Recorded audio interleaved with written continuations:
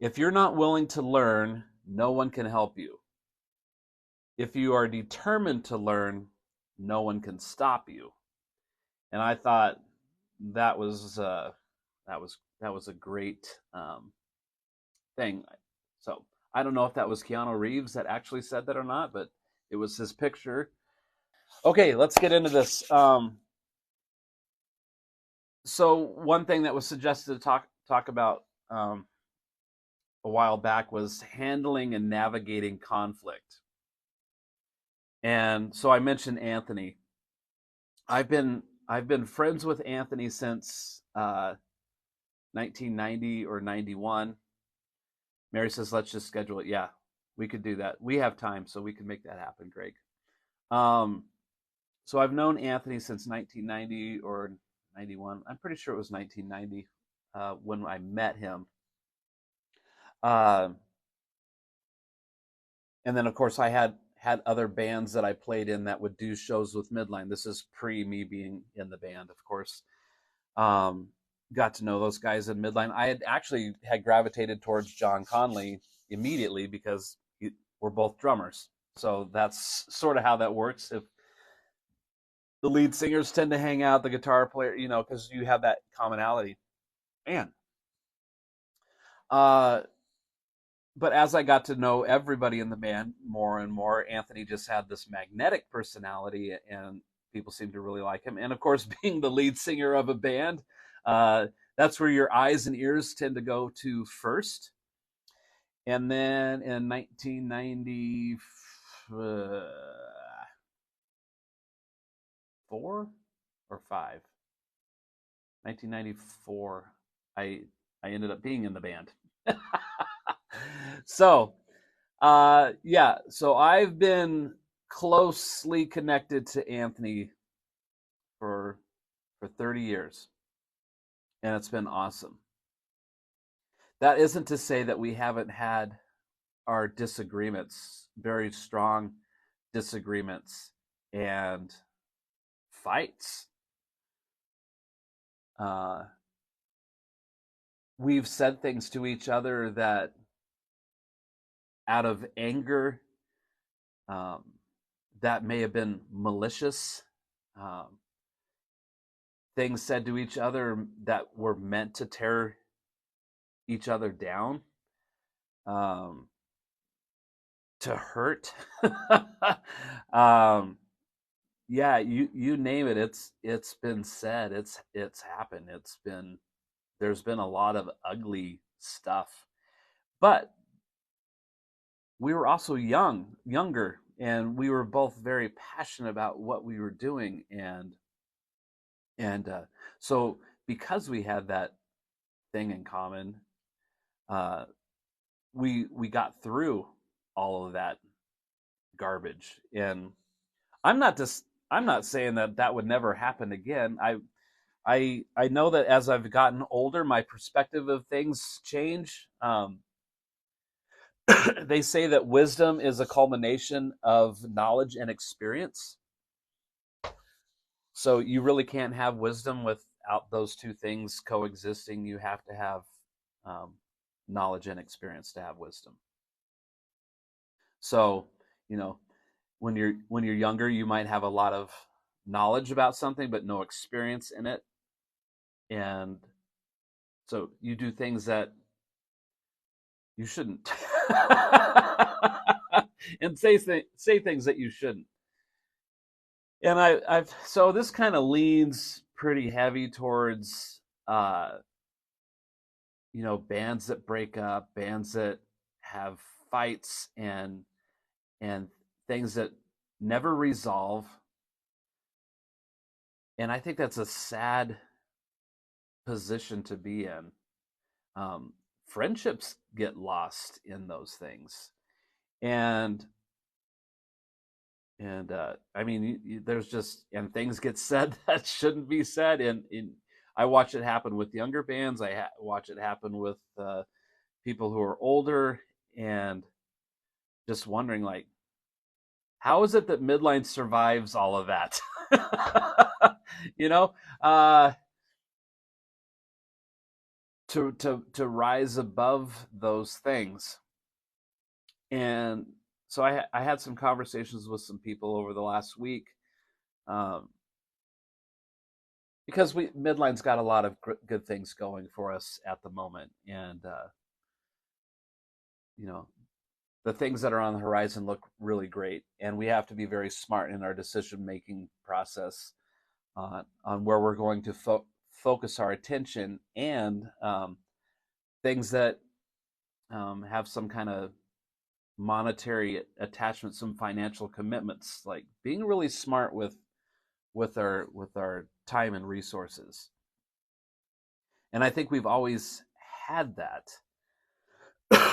Excuse me, I apologize.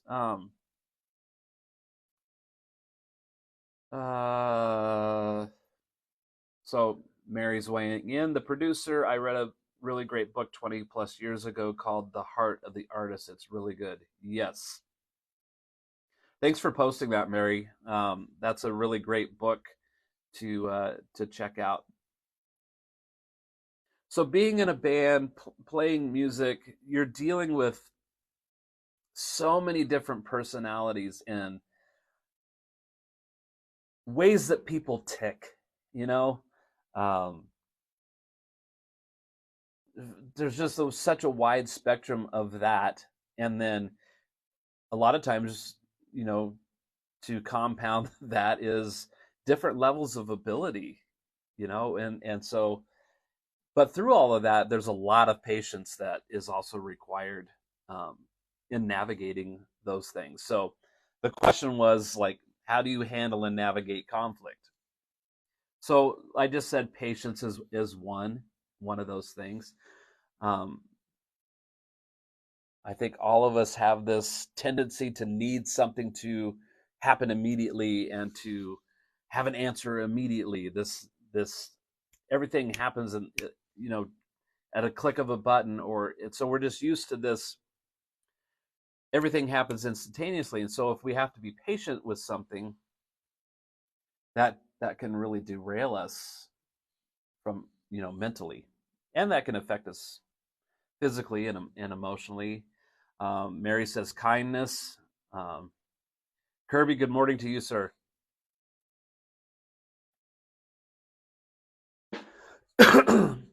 I've been teaching drum lessons for years now, and I have 40s.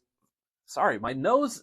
What is going on? I'm just like totally fidgeting. Mary's gonna like, you stop messing with your hat and touching your face. Ah, okay, I think I'm done. What am I saying? See, I gotta focus my podcast way better than what I'm doing. Playing music, having patience, having kindness. I was talking about drum lessons. So I've got about 40 students I see regularly every week. And there's always something going on in somebody's life, whether it's a victory that they had, things are going well. Sometimes my younger students are fighting with their parents. Who knew that could happen?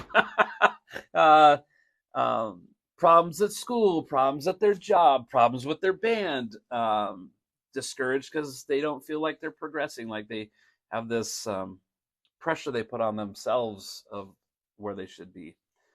Uh, all kinds of things. And sometimes I just have to be that guy that just sits and listens so that they can unload whatever that is. It's crazy where drum lessons can lead, you know, with your relationship with your students and becoming friends with them. Um, and that creates a really great connection too, that this is a place that they want to be for a lot of different reasons. And I think that's the same when you're playing music with somebody. Uh, you know, I'm going to go play with Cliff on Friday, and there's always going to be a thing with playing live music where something's not really going how you think it should go, and because the three of us are such great friends, those outside forces are not going to penetrate the circle, so to speak. Like Cliff and I and Alf are going to be really focused on what we're going to doing, and we're remembering we're playing music because we love playing music. We love playing music with each other, and we love presenting that music to the people that are willing to show up and listen. So the outside forces might be like, we've never met the sound engineer. How's that going to go? What, you know, we're dealing with new owners of a venue that's just changed its name, and all of those things are out of our control. So we're going to just go and do our thing. I'm sure it's going to be fine, but that's the one thing is, what outside forces are going to penetrate the circle. When Midline was traveling a lot, the whole band went out to dinner on Saturday night, I think. Yeah, we just went out to dinner. We brought our wives, just as a hang and to celebrate the release of Onward. And we're talking about a lot of the same stuff, and talking about that 10-year period that Midline spent touring a lot. So we were doing, on average, 150, 180 shows a year for 10 years straight. I'm not saying that the band never had its little scuffle, but any drama that was happening was, we had a guitar tech, and we had a sound engineer, and we had a drum tech. So there was 7 of us traveling together. We laughed because the drama was never really with the band itself. It revolved around our crew and all the silliness that goes along with that. So I brought up a lot of scenarios on things that could go wrong. Well, now how do you fix those? How do you navigate that? We talked about being patient. The producer said kindness. I said remembering why you're there and why you're doing it to begin with. And then being honest with yourself on what you want to put up with and for how long. I ask myself that all the time. My career path has been on a shift the last few years, so that is part of my decision-making process on what I want to be involved with, and rightfully so. I think anybody that's made music their life considers all those things. But I've shared this story before and recently about Midline was doing this show, and we were at the end of the show, and we went off stage, and we were getting ready to do an encore song, and I was having a great show. Scott and Stymie were having a great show. I had no clue Anthony was having a bad gig. And so we go down behind stage. We're in kind of like this tent area, grabbing water, and we had this light up coat that Anthony would put on, and there was a fight between the two of us on whether he should or shouldn't do it because he was having a bad gig. And a lot of heated yelling back and forth was happening, and Anthony's Italian. I laugh because I think when you said Anthony's Italian, like there's something in that DNA. Hucked his water bottle at my head. Didn't hit me, but it was meant to. And so that conflict resolution was, he ended up putting the coat on because I was very adamant about this is happening whether you think it is or not. You're going to put this coat on and go out there.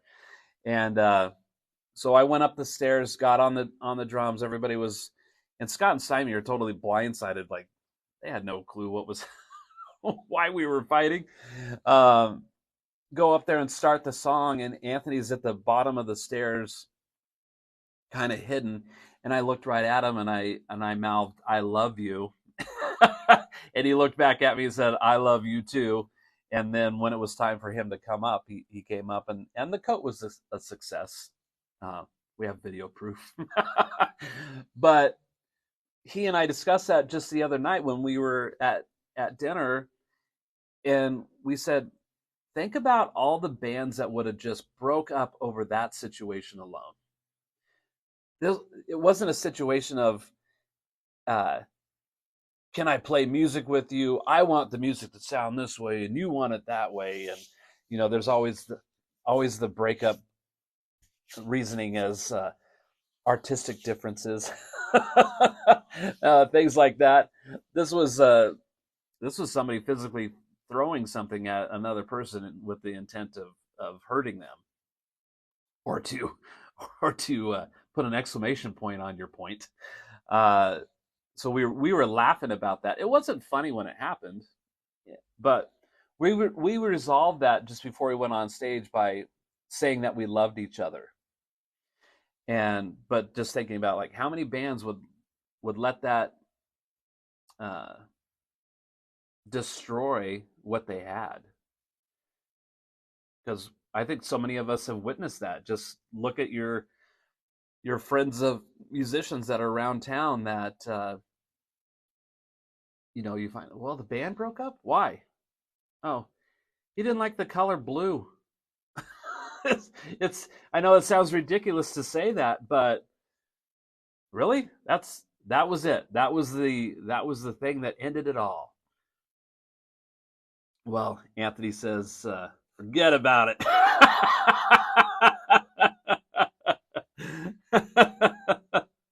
Yeah. Yeah. So many things happen because we just get heated in that moment. So I think a lot of those things can be avoided by just having open, clear communication between you and your bandmates. And that's true with anything that you're doing, really, like your job. I told Mary yesterday, because yesterday was Monday, like, I wake up on Monday to now, look, I say this humbly, because I've worked really, really hard to be where I'm sitting right now today, to be able to get up in the morning and do music.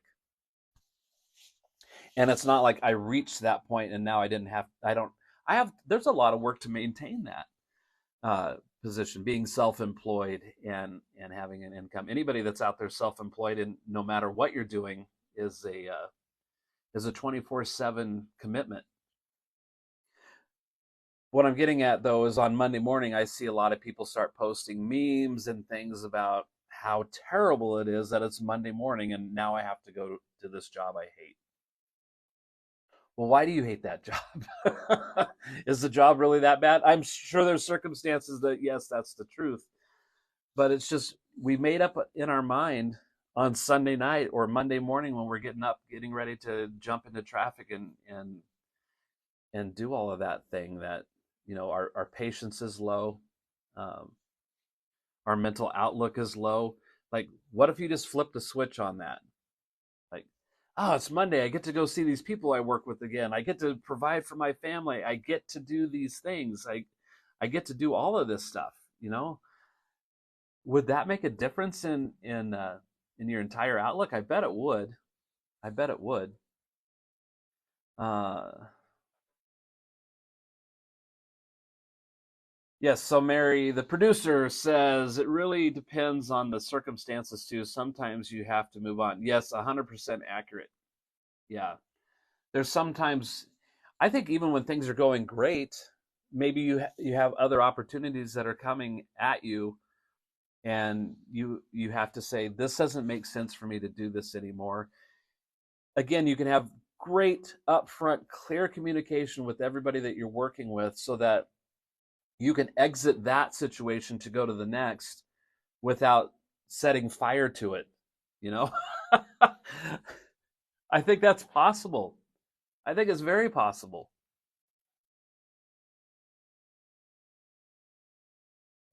So just having that mindset of, I get to do these things, I think that's really, really important. And like I said just a moment ago, I know those situations exist where it sucks to go to work, and maybe your boss is a jerk, and all of those things. But still being really clear in your communication is important. If there's something, maybe I don't even want to go down that path. I probably won't. I shouldn't. I won't. I'll be quiet on that. It totally derails from what I'm actually getting at. It's just handling and navigating conflict. So we all have to deal with stuff.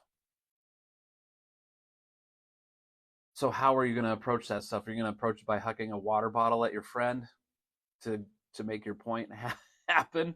And I'm not blaming Anthony for that. It was, that happened a long time ago, for one. And sometimes you're not aware that somebody's having an off night or a bad gig or a bad day or whatever, and realizing that A is important, and then B, like, how can you help that situation? So when I look back at the water bottle thing, I should have recognized that Anthony's having a bad gig. That's how I should have looked at that. I just saw that we were having a great gig, and Anthony was refusing to put the coat on. That's where my perspective was.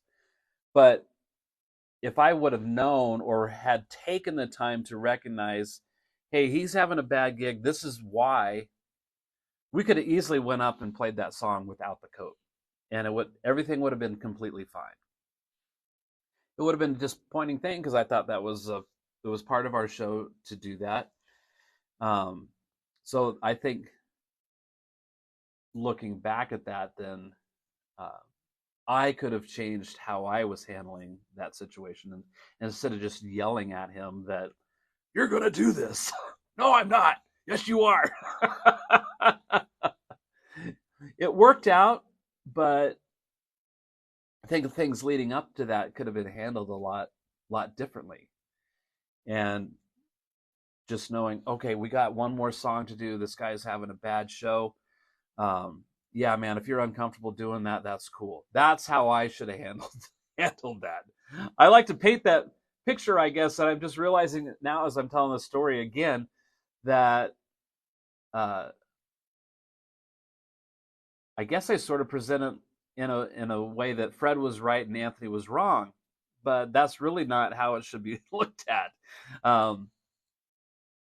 I was right. I was right in my roll of the dice, I guess, that it still worked out, but I should have had some sympathy for my singer and went, "Oh man, I'm so sorry. I didn't know. Like, do we even want to do this last? Because we could have been just done, and it still would have been fine."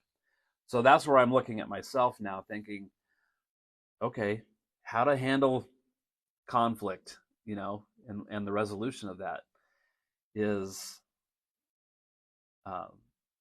I was so stubborn in my thinking that this is what we're doing and you better get on board with it. Instead of looking at my closest friend and saying, man, I'm really sorry, I had no clue that was going on. And you okay to do this song, even, just do it, or do you want to be done? Like, I should have trusted my friend and my business partner and my bandmate to let him call that shot, to let Anthony say, I don't want to get back on that stage. And it would have been disappointing to the rest of the band, but we need to support our frontman in what was happening. So that was one of those things in the moment where, like, yeah, now I'm feeling bad. Kirby says, gratitude will change your life. It's a choice. Yeah, definitely. Manny's here. Manny, dude, I seem to see you here and then on Matt's broadcast as well. And Craig says aggressive negotiation. Yeah, that's exactly what was happening. So when when you are disappointed in something or things aren't going your way, I think it's really, really important to say, hey guys, can we time out for a second? Like, I'm not really digging on what's happening. And these are the reasons why. And like calmly have a conversation. It seems odd. That's like our last choice is to have a calm, centered conversation about something we're not happy with. It almost seems like it's easier if we can fabricate some over dramatic response to something, because in our minds we're so determined just to be right about how we feel and everybody else is wrong. And I think that's a dangerous place to live, and a dangerous perspective to have, because then you end up losing friends. You end up losing this thing that's fun to do, and then, well, I'm not in this band anymore. Now I'm rebuilding this next thing because so and so did this and that to me. Did they? Or were you just willing not to have a conversation? And if that's where it ends up, then I guess that's where it ends up. Manny says, "Good morning, brother. It's good to be here." Yeah, dude, you got your coffee? I got mine. I got 3 cups worth in this guy. Well, I rambled on, and I don't know if I made a whole heck of a lot of sense or left a lot of dots unconnected. I shared a lot about reasons why things happen and unravel, but how do you keep them from unraveling, I think, is really important. Just that open communication. I one of my really great friends is a drum tech professionally, tours the world with the who's who of bands, and he was drum teching for Chris Frazier from Foreigner for a few years. And Jeff Pilson has been the bass player for Foreigner for a while. So when they came to town in 2019, September of 2019, I was playing with Redstone, and we opened up for Foreigner, and so it was a really great day because I got to spend not only the day with my bandmates, but I got to spend the day with my buddy Ron, who was drum teching. And then when Foreigner played, I was up on stage in Ron's little world, just on the hi-hat side of Chris Frazier and watching the whole performance. And then Ron and I got to hang out and talk. And I asked him, I did an interview with Ron, actually, and it's on my YouTube page. So Fred Rock Fisher, if you go to YouTube and look at my videos, there's an interview I did with Ron talking about touring and being a drum tech. And one of the things that he brought up was, even with that level of stuff that's going on, there's sometimes some infighting or disagreements that happen. But he said that Jeff Pilson was extraordinary in the way that he dealt with that, because a lot of times the crew witnesses these things happen, and Jeff Pilson is very level-headed, and he said, okay, something's not going right, there's a solution here, we just have to be willing to find it. And I thought that was pretty cool way of looking at it. There's a solution here, but we just have to find what that solution is. So being a problem solver rather than taking the problem and flipping it around and looking at it from every angle about, this is why this is a problem, this is why, okay, we know this is a problem, what are we going to do about it? Not keep just digging up the things that created the problem. So I thought that was Anthony's weighing in here. He says, I should have never threw that bottle of water at you. I do regret that. I'm glad you made me wear the coat. There's more to the comment, but this stupid Seymour won't work. But I'll go back and look at, and then when I see Anthony, I'll give him a big hug.